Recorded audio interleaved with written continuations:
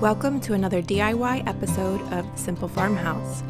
My name is Laura and I'm so glad you're here. Today I'm going to share with you how I created a DIY laptop station for our homeschooled students who study online.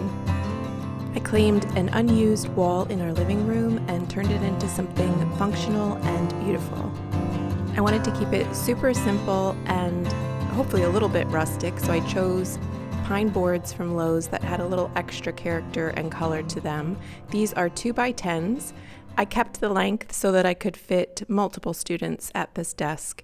And then I chose 1x3s to frame the outside edges.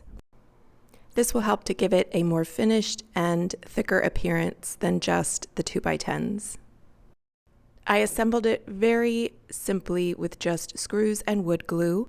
I just used additional pieces of 1x3 left over from the other lengths and spaced them every 2 feet to give me that additional support after running a bead of wood glue down the middle.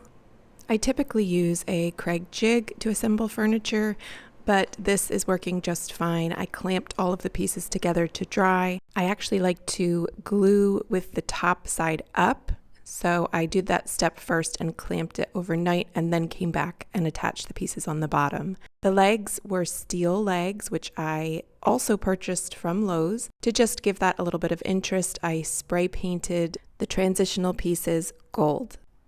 I love these steel leg options as an easy way to assemble furniture quickly because this particular set comes without threading.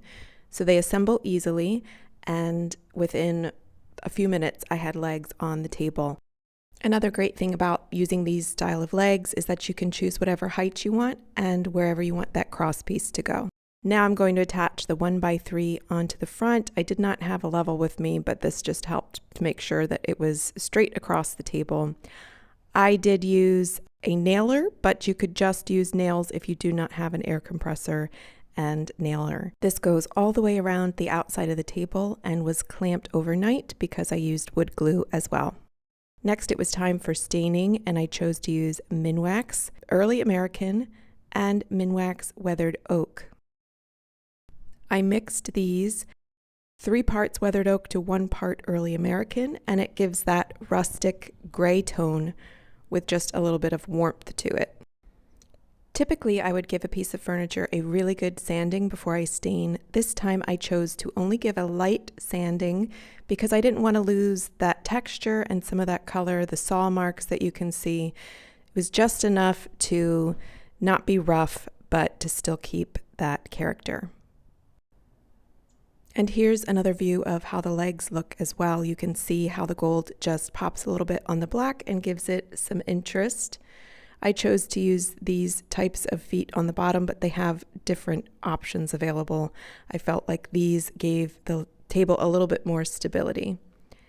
And this is what it looked like, all stained and ready for some poly. I let it dry, and then I used some poly that I had on hand from another project.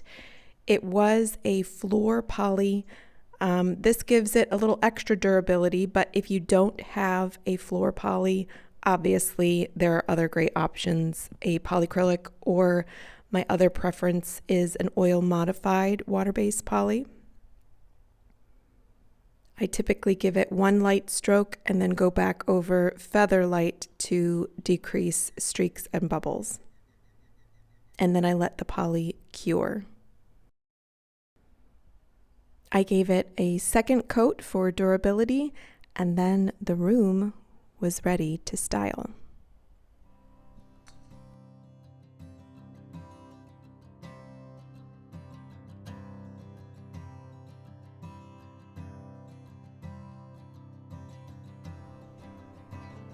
So I absolutely loved how it came together with pieces from around the house, books, candles, plants from other rooms, and this sign that had been on another wall. These chairs actually came from our dining room table, which we only use on holidays, so it made sense to give them multi-purpose for the rest of the year. It all just came together on a very small budget. These pieces I had antiqued a long time ago, vintage chippy pieces, and they just worked above the windows. Choosing to allow more light into the room over the winter, and then I will hang blinds or curtains when the summer comes. But after seeing the room together, I realized I think I would like more storage. But knowing that I didn't want to spend any more money on the space, I pulled this cabinet from a room where it was kind of hidden away. It's an older cabinet that needed a paint touch-up, was originally cherry. So I chose to paint it a Sherwin-Williams color, iron ore, tinted in Valspar furniture paint. And it gave us the tech storage that we needed in this space. A place to put plants and baskets at a higher level, and to keep wires and cords and some books that we might need. And this is how our laptop station turned out. A perfect workspace that makes this part of our house functional and beautiful, and I couldn't be happier with our small budget and the way it turned out. I hope this encourages you to repurpose and reuse, and maybe a little bit of DIY to bring your spaces together. If you found this video to be helpful, I would love for you to hit that subscribe button, tap the bell to receive notifications, and follow along for the next installment. Until next time.